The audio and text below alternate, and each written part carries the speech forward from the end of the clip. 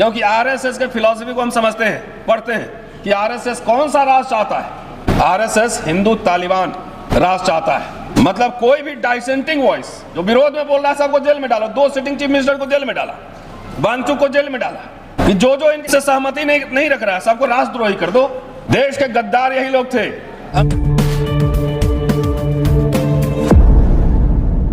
नेहरू, इंदिरा, राजीव गांधी, बाबा साहब का सपना था कि गरीब बच्चा भी वो स्कूल जाए, कॉलेज जाए, डॉक्टर बने, इंजीनियर बने। राजीव गांधी ने भी Indira Gandhi national open university खोला कि अगर आप काम कर रहे हैं नहीं रेगुलर क्लास जा सकते हैं तो सैटरडे संडे को क्लास कीजिए, नहीं तो बाकी मटेरियल आपका वहां चला जाए।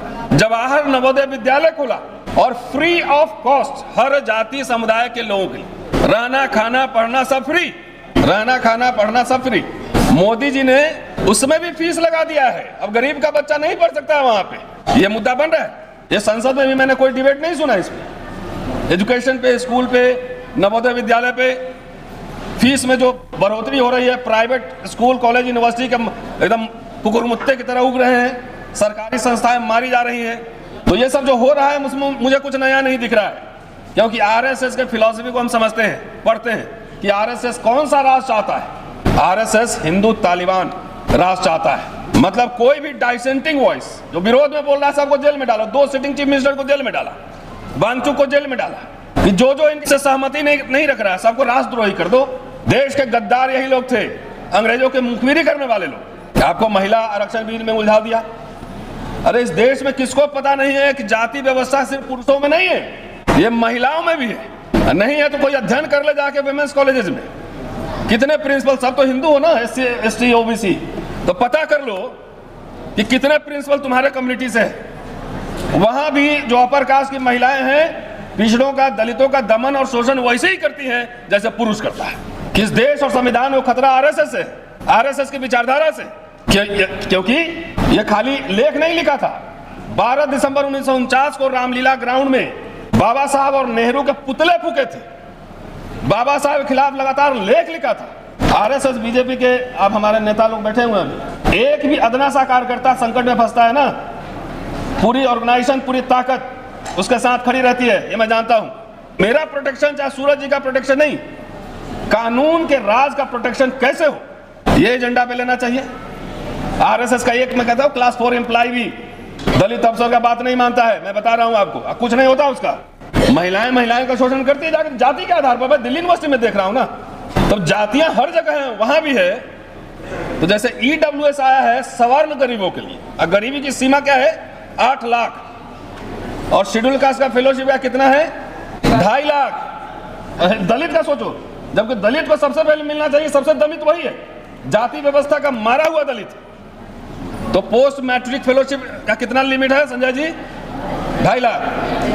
2.5 लाख रुपया से ऊपर जिसका है वो गरीब नहीं है, दलित की। सवर्ण के लिए 8 लाख का गरीबी रेखा है, और SC, ST, OBC के पोस्ट मैट्रिक फेलोशिप के लिए 2.5 लाख है। इसका मतलब क्या है, इसको ऐसे समझिए कि क्लास 4 का एम्प्लॉय जो है, जो सरकारी सिक्योरिटी गार्ड है, चौकीदार है, उसका तनख्वाह भी 2.5 लाख से साल का ऊपर है। तो उसको मिलेगा क्या उसके बच्चे को? तो एक हाथ से बोलो और दूसरे हाथ से ले लो, इसका मतलब कोई खत्म है। बाबा साहब बहुत रिक्वेस्ट करके लॉर्ड लिनलिथगो को बहुत रिक्वेस्ट किया था कि आप हमारे फेलोशिप की व्यवस्था कर जाओ, रिजर्वेशन की व्यवस्था कर जाओ, अगर आप नहीं करोगे तो मुश्किल हो जाएगा, नहीं होगा। और लॉर्ड ने किया था वो।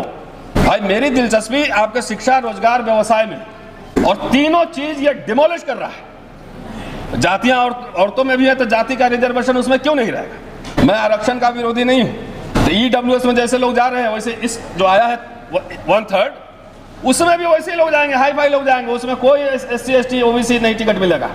सुन लेना, नहीं मिलेगा। इसलिए संसद से लेकर सड़क तक इस लड़ाई को लड़ने की जरूरत है। दूसरी बात, अंतिम बात, आज फिर शपथ ले ही लो। जात और नाते रिश्ते जो है ना, वो मेरे लिए कोई महत्व नहीं रखता है। मुझे पता है कि एक आदमी को MLA, MP, मिनिस्टर बना देगा और उसी से उसका गला कटवाएगा समुदाय का। प्रधानमंत्री OBC, 27 मंत्री OBC, राष्ट्रपति आदिवासी, लॉ मिनिस्टर। ये एजेंडा किसका चल रहा है?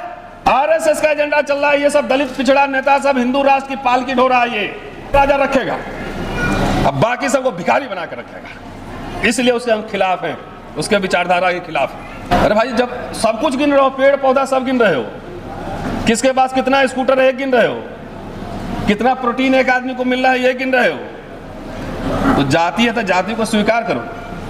और खास तौर से मैं पिछड़े समुदाय से बार बार अपील करता हूँ कि आरएसएस कहीं यादव वर्सेस जाट कर देगा, कहीं जाटव वर्सेस खटीक कर देगा, कहीं कुछ कर देगा, सब कुछ कर देगा। ये आरक्षण जातियों को नहीं मिला है, कंफ्यूजन निकाल दीजिए।